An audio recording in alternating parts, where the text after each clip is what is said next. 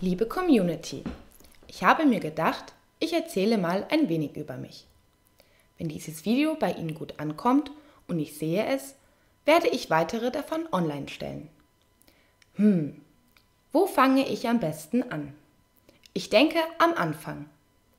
Ich wurde im April 1977 in Temesburg in Rumänien geboren. Seit meiner Geburt bin ich körperlich eingeschränkt. Ich habe eine Tetraspastik mit infantiler Zerebralparese und mit einer Atetose.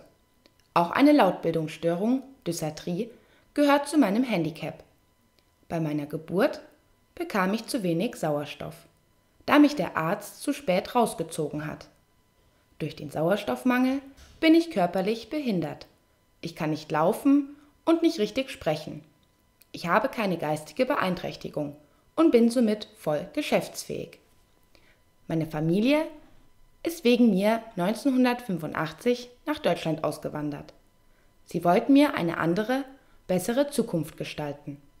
Wir zogen nach Würzburg, weil sie gehört hatten, dass es da eine Schule für Kinder mit Behinderung gibt. Denn in Rumänien gab es damals keine Schule für Kinder mit einer schweren körperlichen Behinderung. Ich kam dann erst in die Vorschule im Zentrum für Körperbehinderte und 1986 in die 1. Klasse. 1996 bekam ich meinen Hauptschulabschluss.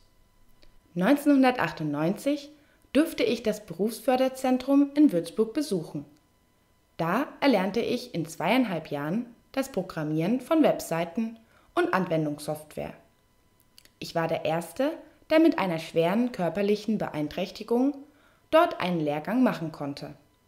2001 bekam ich einen Außenarbeitsplatz in der Tochterfirma Modell Integrationsgesellschaft mbH von den Mainfränkischen Werkstätten.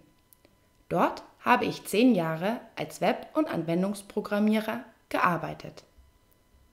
Ich habe eine zerebrale Bewegungsstörung mit einer ausgeprägten Tetraspastik. Dadurch bin ich nicht in der Lage, ohne fremde Hände anderer Menschen zu überleben. Meine Assistenten ersetzen mir die Hände und Beine. Ich komme zum Beispiel nicht alleine aus meinem Bett. Man muss mir auch das Essen eingeben. Jeden Tag bin ich von meinen Mitmenschen abhängig, dass ich aus dem Bett komme. Mein Gehirn ist nicht imstande, meinem Körper präzise Signale zu senden, dass er ohne fremde Hände überleben kann.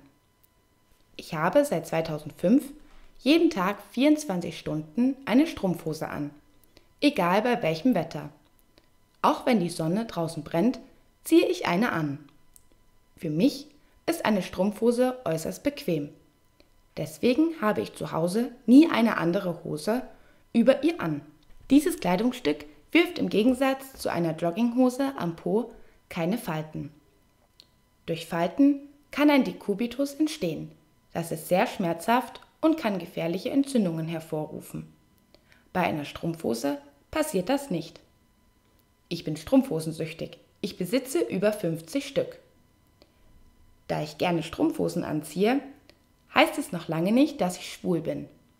Das bin ich mit Sicherheit nicht. Das weibliche Geschlecht hat mein volles Interesse. Ich trage gerne Strümpfe an den Händen. Ich finde es so angenehm. Außerdem schützen die Socken mich vor Kratzern und erleichtern mir das Arbeiten am PC. Wenn Ihnen dieses Video gefallen hat, dann lassen Sie es mich durch einen Daumen hoch wissen.